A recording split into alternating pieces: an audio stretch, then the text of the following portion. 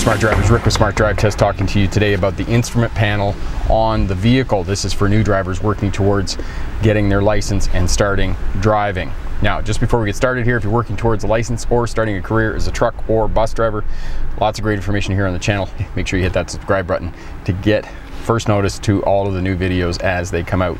Now, instrument panel on the vehicle. This is a new 2017 Nissan Murano. I rented this car because I'm on a trip to Toronto. Actually, I came down for a YouTube conference. So I thought this was a great opportunity to go over an instrument panel because it's a newer vehicle, and this is what you're going to encounter if you have a new vehicle or your parents have a new vehicle or whoever's vehicle that you're using. So this will be a better representation of what most of you are going to be doing. Now, if I miss anything or I don't go over enough detail, leave a comment down in the comment section there, and I'll do another video on detail or explanation of one of the features on the vehicle and give you more explanation of that feature. So by all means, leave me a comment and I'll be more than happy to go over that for you and give you more detail about certain features on the vehicle. But today, basically what we're going to do is we're going to go over the controls that you need to know for the purposes of driving the vehicle. In other words, how to adjust the seat, how to turn the lights on, how to turn the windshield wipers on, how to operate the controls, what's on the steering wheel, the windows, the door locks. Not so much with the radio controls and the telematics and the navigation system that's here in the center of the screen. That isn't really needed for the purposes of learning how to drive and preparing for a road test. So we're not going to go over a great deal of this. We will go over the heater controls, because if you're learning how to drive when it's fall or spring or it's in the winter time, you're obviously going to need to work the heater controls and the defrost controls to keep the windows clear, because one of the major components of a road test is observation, and you're going to be able to see well. We'll go over the gear selector and show you how to work that, heated seats, how to start the vehicle, and those types of things, and some of the airbag features and safety features of the vehicle and the glove box and whatnot. But for the most part, it's the controls that you need to know and need to know how to operate for the purposes of learning how to drive and preparing for your road test. So stick around, we'll be right back with that information.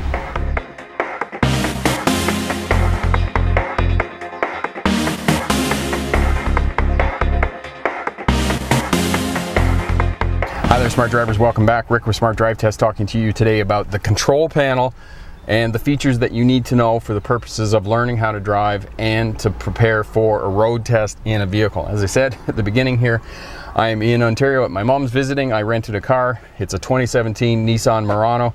Actually, it was a happy day for me because the rental company upgraded me from a mid-size to a full-size vehicle.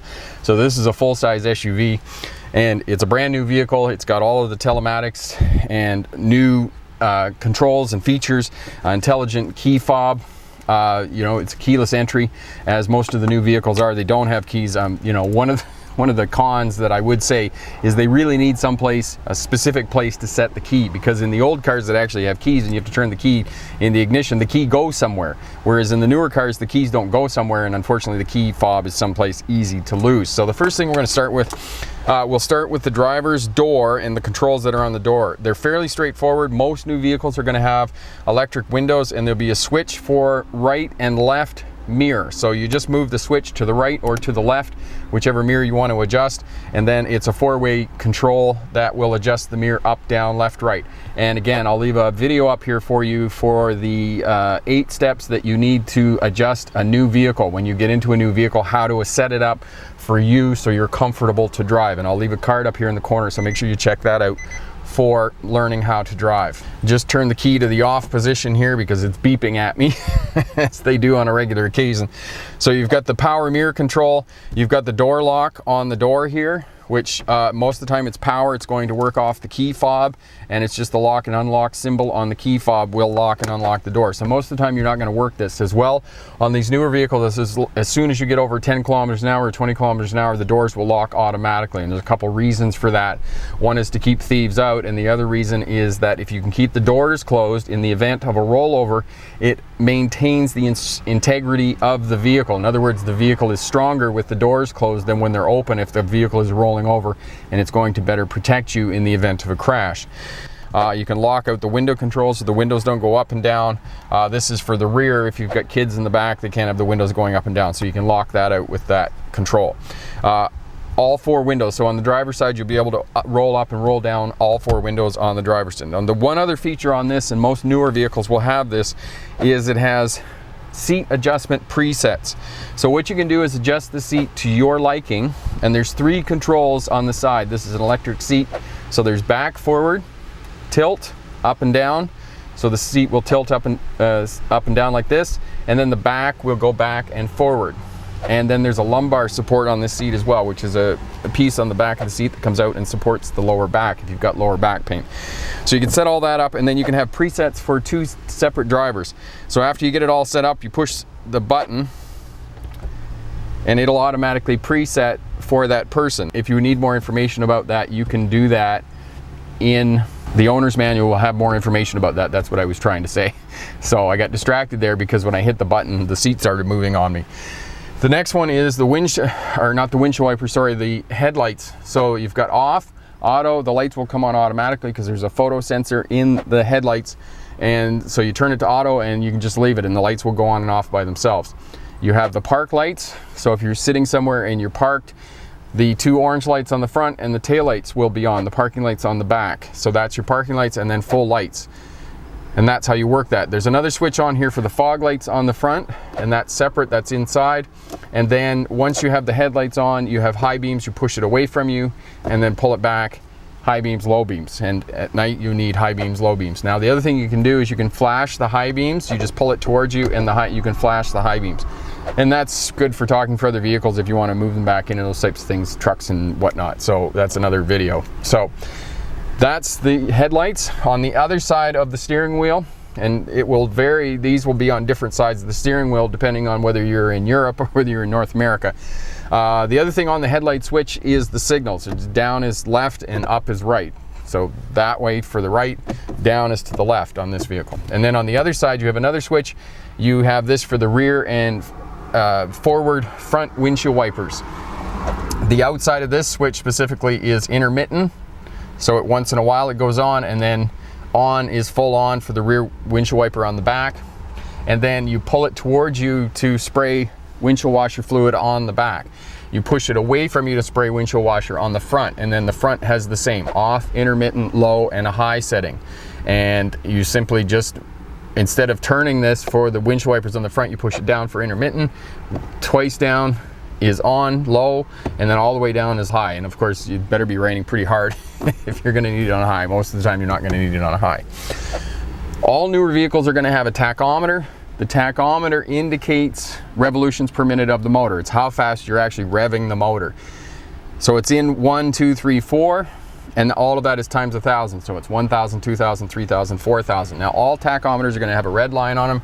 You do not want to redline the motor, okay? You simply wanted to have it up 5,000, 6,000 RPM. If you are redlining it, which is the top sort of 2,000 RPM, you don't want to be doing that. So the other one is the speedometer. Most vehicles are going to be in miles per hour and kilometers an hour. Now obviously in Canada we're in kilometers per hour. I believe in Europe they're in kilometers per hour. In Australia, in North America they're going to be in miles per hour. Now as well you have a temperature gauge, and you have the fuel gauge, and also most of the newer vehicles are all going to have warning lights on them that if you run it down below a quarter of the tank, there's going to be a light that comes on that tells you that it is down and the fuel is low and you should really put some fuel in it. Now down here on the left side there's some more controls down here, as you can see in the image here. One of them is for the dash lights and how bright the dash lights are. And if you're driving at night, and I'll put the video up here in the corner for you on night driving, try and have these down as low as you can, because that will reduce fatigue when you're driving at night, because it draws on your eyes when you've got bright light there on the dash. So you want to try and turn those lights down at night and really help to reduce fatigue and reduce distraction at night. So that's here on this vehicle. Sometimes it's on the dash itself. There's a switch. Also there's the trip set here, which is the Tripmeter, which can tell you, you can set that to 0 and it'll tell you how far you're going to go. And most new vehicles will have 1 or 2 Tripmeters, and one of them you can track your fuel mileage, the other one you can set for how far you're going to go if you're doing business trips and those types of things. So that's the Tripmeter. And then the other thing in this vehicle here, actually talk about decadence, this one has a heated steering wheel and heated seats. So I was reading in the owner's manual, the heated steering wheel will only work if the temperature of the steering wheel is less than 20 degrees Celsius or 68 degrees Fahrenheit. So if it's less than that, then the heated steering wheel will work, but otherwise it won't work. So just know that. The other one is what's called the traction control. It has a different name on the Nissan. I can't remember what it is in the owner's manual. You can look it up, but it's essentially traction control. That if you get into wheel spin in slippery conditions, ice and snow and those types of things, the traction control will reduce power to the wheels and allow it to get traction to move. Now you can turn that off and on if you're in slippery conditions and do need to give it some throttle and really spin the wheels to get it going and get it out of that deep snow or mud or whatnot. And then the other switch down here is the tailgate, which simply opens the hatchback on the back. It's not tailgate, it's the hatchback rather. And that's a power hatchback on this vehicle that will open and close the tailgate automatically. Now, farther down from that is the fuel cap lock switch that will unlock the fuel cap, and as well as the hood latch. So both of those are down farther. And again, this one on the fuel gauge has an arrow, and most of the newer vehicles will have an arrow on the fuel gauge that will tell you which side the fuel cap with the fuel filler is on the vehicle. So this one, it's on this side, it's on the driver's side. So when you look at the fuel gauge, excuse me, look for the arrow, and that will tell you which side the filler cap is on the vehicle. Now, right down on this one, the parking brake is not a hand parking brake on this one, it is a foot pedal. So you push it down, it locks, and then to get it unlocked, you have to push it in a little bit farther, it will release and then let go and come back up. So that's how you release that. Now, I'm not going to talk too much about the controls that are on the steering wheel, because essentially we have the cruise control on the steering wheel, and there's another video, I'll put a card up in the corner for you on cruise control. You can look at that video and it will explain the buttons that you use and how to work cruise control more thoroughly. There's some audio controls for the phone and those types of things, and again, I advocate that if you do have a phone, hook it into the speaker system, and that way you're using hands-free system. There's a switch to move the information that the dash displays for the air pressure in the tires, the distance that you have for fuel mileage, which direction you're traveling, the speedometer. There's a lot of information there and all of that can prove distracting. And then there's the volume controls for the stereo on the steering wheel. So that's all of that information. And then the newer vehicles all have these built-in on-off switches for your garage door opener. For those of you who have automatic garage door openers, you can program this so that those are there. Up here you have some switches for interior lights. All of these, most of these newer vehicles will have a sunglasses compartment here that you could put your sunglasses in. I guess you could put your keys in too there if you were looking for a place to keep your keys. All of these will have sun visors. Most of the new sun visors have a mirror, a vanity mirror, and they will have a light on the vanity mirror. Rearview mirror, again, yes. Okay, so rear view mirror, and there's another switch on here. I'll have to look this up for you and see what's on there. Sun visor up here. We went over the seat controls, the gear selector. I'm going to do another video on the gear selector, and I'll show you how to work the gear selector. The switches for the heated seats are here.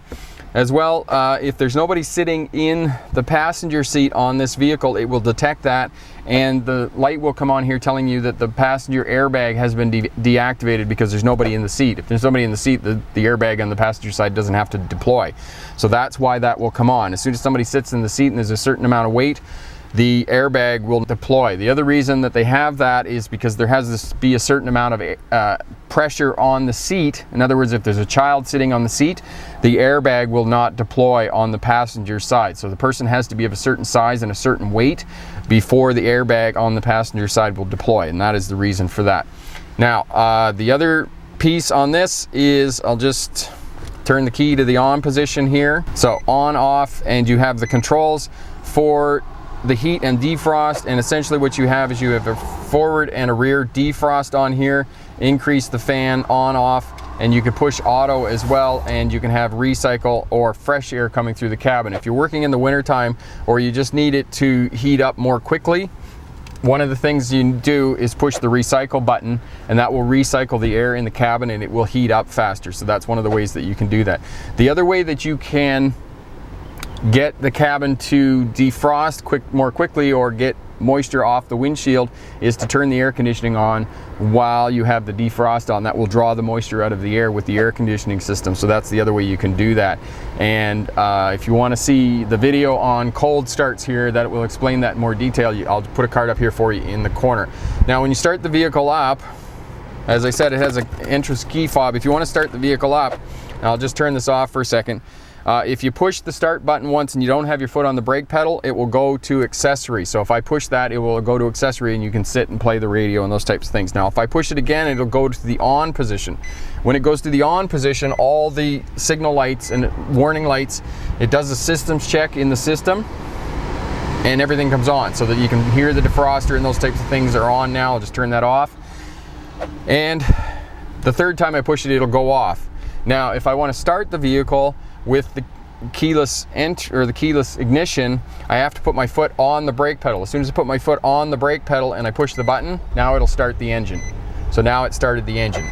The tachometer and the speedometer will cycle through and then it goes back on. Now when the ignition is off, the fuel gauge will go to 0. Until you start the motor, the fuel gauge won't come up. So now it comes up to a half tank, as you can see here in the image, that now that all the gauges are working. The tachometer is showing you that the engine is turning over at a little bit more than 1,000 RPMs per minute. It's in revolutions per minute in terms of how fast.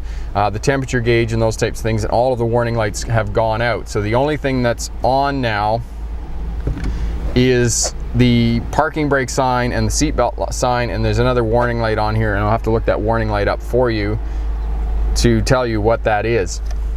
So that's essentially what the information that you need to know for the controls on the vehicle for starting to drive and preparing to pass a license test.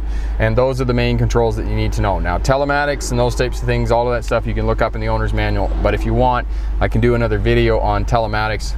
Just put a comment down in the comment section there and I'll be sure to get that done for you. Quick review of the instrument panel in preparation to learn how to drive and to pass a road test. The primary controls and the secondary controls. These are the secondary controls that you need to know in order to be able to drive the vehicle. Now most of the controls you're not going to be using while you're driving. Some of them you will be. Signals, lights, windshield wipers, windshield washer fluid, tachometer, speedometer. You're going to be monitoring those gauges and looking at those gauges. You need to have some idea of what the warning lights are on the dash. And the warning light that I saw when I turned the vehicle on was telling me the passenger door is open because the camera's sitting over there and the door is open. So that's what it was telling me. I looked it up in the owner's manual while we were transitioning to the conclusion. So that's what the warning light was telling me. These new vehicles tell you everything. So told me that the passenger door was open. Duh. So, power mirrors, windows here on this side, the power door locks, the presets for the seat. If you have an electric seat in your vehicle, the controls will be down on the left side of the vehicle, backwards, forward, tilt, the back, headrest. Again, look at the 8 lessons on the card up in the corner there. That will show you how to set up the vehicle. Headlights on this side, auto, parking lights, which are the orange lights, tail lights, and then full on high beams, low beams, which is to push it forward on this vehicle for your high beams. You can flash the high beams, and then left signal, right signal. This side is the windshield wipers for the front and windshield wipers for the back. Both of them have intermittent as well. You can adjust the intermittent, how fast they're working if it's not raining fully. The controls for the cruise control, again, look at the card up in the corner here. For cruise control, you have your controls for your audio, how loud your audio is, and again, make sure you hook your phone into your stereo system on your vehicle. You have the information on the dash, lots of information, the compass, how much pressure is in your tires. All new vehicles have to have a tire monitoring system that will tell you how much air pressure is in your tires. So you can just flip through that and figure that out. There'll be a tachometer on the left, the speedometer will be on the right. The tachometer is in revolutions per minute. A temperature gauge will tell you how hot the engine is running, and you get used to the vehicle. If it does go into the red, make sure you get the vehicle pulled over as soon as possible and get it to a technician if you need to figure that out. As well, the fuel gauge, most new vehicles will have a warning to tell you if you've got low fuel in the vehicle. And as you saw in the image here, you can see that as soon as I start the vehicle up, the parking brake and the seatbelt sign will come on to tell me that I need to disengage the parking brake before I leave, and I need to put my seatbelt on for purposes of safety. Heater controls, you'll know how to work that. set up your mirrors, and again, that's in the 8 steps of setting up a vehicle for you, so for both for comfort and for being able to control the vehicle. Make sure you wear your seatbelt while you're driving, because in the event of a crash or a likely crash, the seatbelt will keep you in the seat. Tough to control the vehicle if you're not in the seat, so wear your seatbelt for that purpose. And in the event of an impact, it will also protect you in the event of an impact and reduce injuries. You'll have to know how to work the heater controls, particularly if you're in the spring, the fall, you get a cold day and those types of things, because you're going to have to defrost the windows because of part of defrosting the windows, because observation is one of the keys to being able to see. Up here you have interior lights, your sunglasses and those types of things, power windows and all of that. You have the hatchback, traction control, presets, and your lights on your dash. And again, when you're driving at night, lower the lights on the dash. That way it's going to reduce fatigue and reduce the strain on your eyes, and you'll be able to last longer at night, and there isn't as much distracted driving. Again, have a look at the video on night driving up here in the corner. So that's the basic control panel of the vehicle. As I said, most of them are all going to be keyless entry. So you got to keep track of the fob. It has to be within a certain distance of the vehicle for you to be able to start. And the starter button on these, if you push it once, it'll go to the accessory. So if you're sitting around waiting for somebody at the store or whatnot, you can turn it on accessory and you can play the radio and those types of things. The next one will turn it to the on position, where it'll cycle through and all the electricity will be going to the battery and those types of things. And then if you actually touch the brake pedal and push the button, it'll actually start the motor. Those are the basic features that you need to be able to drive the car and to operate those controls while you're driving the vehicle. Now, if you're not familiar with the newer vehicle, get used to where the controls are and those types of things before you take off. And again, make sure you look at the 8 steps to setting up the vehicle for learning how to drive and passing a road test. Question for my smart drivers: was there anything in the video here that I didn't go over that you want more detail on? Leave a comment down in the comment section there. All of that helps out the new drivers working towards their license. If you like what you see here, share, subscribe, leave a comment down in the comment section. As well, hit that thumbs up button. Check out all the videos here on the channel if you're working towards a license or starting a career as a truck or bus driver. Lots of great information here as well. Head over to our website, awesome information over there, and online courses that you can purchase. Later this month, we're bringing out Airbrakes Explained. Simply, it's for drivers operating commercial vehicles that are equipped with air brakes, truck, bus, or RV unit. Step-by-step instructions that update the 40-year-old air brakes currently in circulation in North America.